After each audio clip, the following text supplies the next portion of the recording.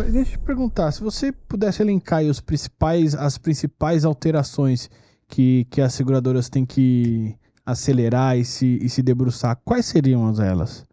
Olha, eu diria que é para ontem, né? Não Aham. dá para esperar.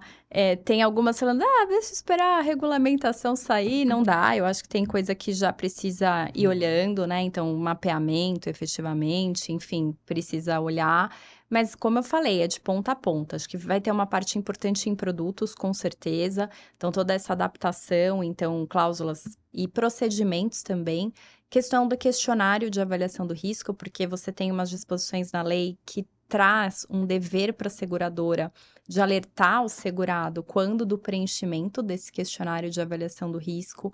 E aí, esse questionário ele precisa estar muito bem construído, só que você tem um Verdade. problema, que quem está na ponta, não adianta seu questionário ser maravilhoso, e quem está na ponta é seu corretor, e de repente o segurado pergunta para ele responde de uma forma, e enfim, no final a responsabilidade vai ser da seguradora. Então, precisa muito, né? A gente vê algumas seguradoras preocupadas também, aquelas que têm, às vezes, né, um grupo grande de corretor, falam, olha, eu preciso fazer um conhecimento, um curso, alguma coisa para esses meus corretores também, porque eles também precisam se educar no novo regramento, já que estão ali na linha de frente. Então, esse é um ponto de dar conhecimento e nivelar para toda a companhia, para os seus corretores, para os seus reguladores, para os seus principais parceiros, estipulantes de seguros, para quem trabalha com estipulação, para quem trabalha com representação de seguros, todo mundo precisa. Primeiro ponto agora é nivelar. Pessoal, existe a lei vai entrar em vigor e a lei trata disso, disso e disso. Precisamos agora começar a trabalhar no processo de adaptação da lei, que vai passar necessariamente por todas as etapas do contrato de seguro, desde o processo de subscrição, questionários, questão de produtos clausulados, revisitação do processo de regulação de sinistro, que passa a ter novos prazos efetivamente, e de toda a parte ali referente à questão de litígios. Eu tenho casos, por exemplo, no contencioso, que embora a lei ela passe a viger a partir ali de dezembro de 25, e exista uma previsão no direito de que tempo rege ato. O que isso significa? Celebrei o contrato de seguro hoje, a lei ainda não está vigente, ela está no período de vacácio. Sim. Então, qual lei que rege esse seguro que eu fiz hoje? A lei atual, Código Civil. Ok. A lei nova, tempo rege ato, ela só vai ser aplicada para o seguro que for feito ali a partir 11 de dezembro de 25. Só que os processos judiciais que já começaram agora referente aos seguros que já foram contratados, muitos deles, por conta da nossa demora do judiciário, eles vão ser julgados quando? Depois já entrou tudo em vigor. Já tá ali. tudo em vigor. E aí, a tendência para alguns temas, e eu posso dar um exemplo aqui, é que esses magistrados, esses juízes, comecem a aplicar a lei para julgar esses casos. Por exemplo, questão de prescrição. Então, a gente tem uma mudança no prazo prescricional que hoje é da data do sinistro e a lei fala que é a partir da data da negativa. E não é qualquer negativa. É negativa, uma recusa expressa e justificada. E a gente já tem alguns juízes aplicando esse entendimento de recusa expressa e motivada, mesmo na vigência do diploma atual. Então, para eles, vai ser muito natural, com agora a lei, falar, não, mas eu já tinha esse entendimento jurisprudencial a partir da interpretação da lei atual, e agora com a lei nova, que passa a viger, eu tenho essa chancela da minha interpretação dentro aqui da minha cadeira do juiz e passar, então, a aplicar a prescrição que está na lei para processos que estão em curso. Questões de regulação de sinistro, por exemplo, você tem lá uma previsão na lei que diz assim, que a seguradora não pode inovar na negativa. O que isso significa? Te dei uma negativa, tá? Escrevi lá na negativa, que às vezes a gente vê, tem algumas seguradoras, dependendo do risco do caso, que são mais atentas, dão aquela negativa robusta, já dão ali o disclosure para o segurado, enfim, e tem outras que, eu achei o motivo aqui para negar, não quero falar muita coisa, neguei por X, tá? Aí vira judicial no processo, começa a achar uma série de pontos de negativa e leva isso para o contencioso. A lei nova, ela diz que a seguradora não pode inovar nas razões, porque você precisa inclusive o relatório de regulação de sinistro, os documentos da regulação, eles são elementos comuns às partes. Isso que o legislador disse. Então, a tendência é que venha o juiz, em algum processo que já esteja em curso, e comece a querer aplicar esse tipo de disposição para processos já em curso, porque a gente não consegue controlar o Brasil todo. É claro que Nossa, mas tem pode muitos... isso? Não poderia, mas o que eu quero dizer é que o nosso trabalho aqui, enquanto operador do direito, é formar teses e evitar que exista retrocesso, mas já olhar para alguns processos pensando um pouco com a nova lei, dependendo do local de tramitação desse processo.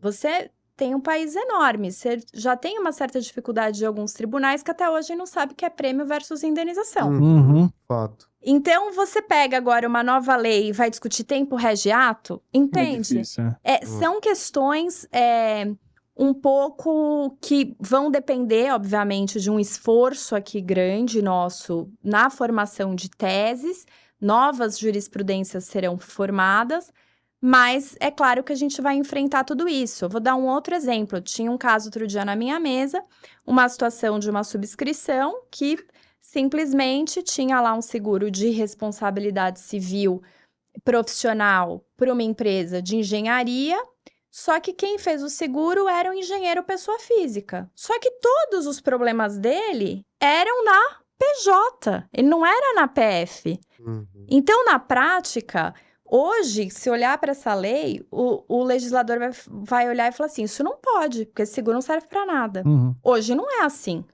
O seguro é assim e ponto. Então, se você tem um processo dessa natureza e, de repente, vai ser julgado com base na nova lei, poxa, esse é um caso que já precisa ficar ali numa lanterninha, né? Assim, pegando o que você falou, Bárbara, eu enxergo alguns momentos, né? Uhum, O momento da contratação do seguro, o uhum, momento que eventualmente o sinistro ocorreu, o momento que eu entrei ou uhum. alguém entrou com a ação e o momento em que a ação vai ser julgada. O que vai valer na hora de determinar que lei que eu vou aplicar ou não lá em ano que vem, né?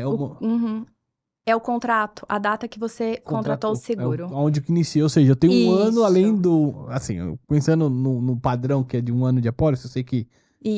cada ramo tem suas particularidades, então seria o momento que o contrato foi celebrado. Exato. Então, se você contratou até dia 9 de dezembro de 25, a regra geral é que até dia 9 de dezembro de 25 seja com base na lei que conhecemos hoje. Uhum. Mas o que eu quero dizer é que, a despeito disso, para a regra do contrato, do produto, Uhum. a regra, ok, vai Sim. ser a regra de hoje, mas o que eu quero dizer é, se depois, aí você tem o prazo de prescrição relacionado a esse contrato, aí o segurado entra com a ação, aí vai julgar. Quando cair na mesa do juiz, já vai estar com a nova lei formando-se a jurisprudência para a nova lei.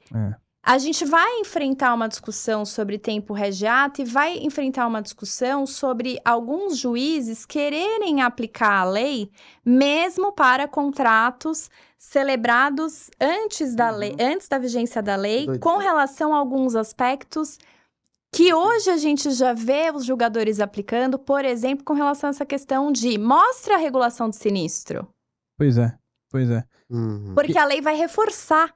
Porque se eu já tinha antes um juiz, sem lei, um juiz determinando determinadas coisas, Sim. E a gente falando, não pode por X ou por Y, mas de repente ele se baseando em jornada de direito civil, questões que não eram legislativas, a lei trazendo uma determinada disposição, o juiz vai falar, olha, esse ponto ele era omisso pelo legislador, e eu entendo assim. E para reforçar meu argumento, inclusive tem uma lei que hoje diz isso.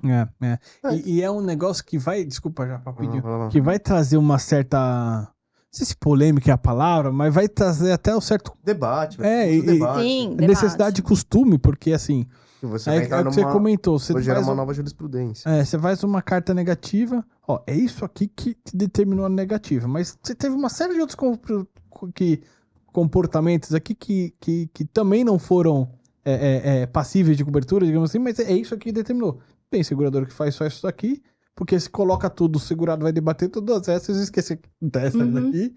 Vira uma discussão inócua às vezes, e tem essa seguradora que você falou, coloca tudo. Só que é mais...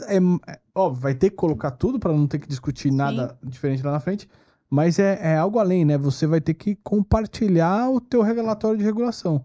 E esse compartilhar é se o segurado exigir numa ação, por exemplo, ou na hora que o cara entregar o relatório para mim, tem que entregar para o segurado também. Tem isso previsto? Não é na ação. Você já precisa, faz parte da boa-fé da regulação. Você só não compartilha aquilo que for confidencial. Tá bom. E aí a gente até fala, bom, talvez surja uma oportunidade ainda maior para advogado, porque, de certo modo, quando os escritórios regulam, eles têm ali em determinados aspectos, né, uma proteção ali pelo sigilo, mas talvez você precise dividir esse relatório em partes também, né, para poder entregar alguma coisa a mais para o segurado no que se refere às razões e elementos que a seguradora utilizou.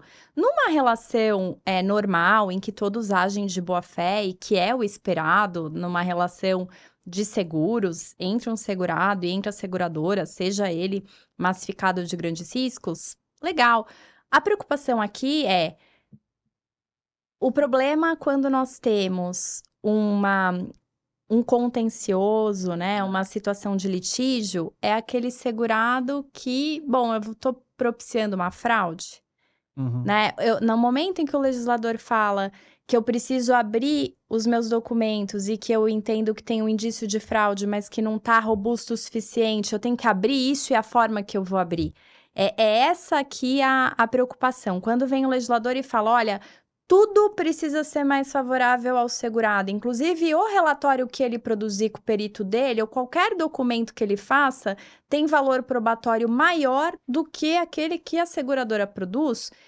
No fim, numa relação que tá todo mundo de boa fé, que ótimo. Funciona. Mas e se eu tiver aquele segurado que, opa, eu vou tentar alguma coisa aí, porque agora a regra é que o seguro paga não importa o quê, ela tem que pagar. E o segurado, ele está sendo beneficiado disso. No fim, é essa preocupação que eu comecei aqui do nosso bate-papo de... O que a gente vai querer com isso? Né, de alguma forma. Fraude? No fim, tem algumas situações que pode ser que funcione para 80%, mas eu vou ter 20% de situações relevantes que causam preocupação.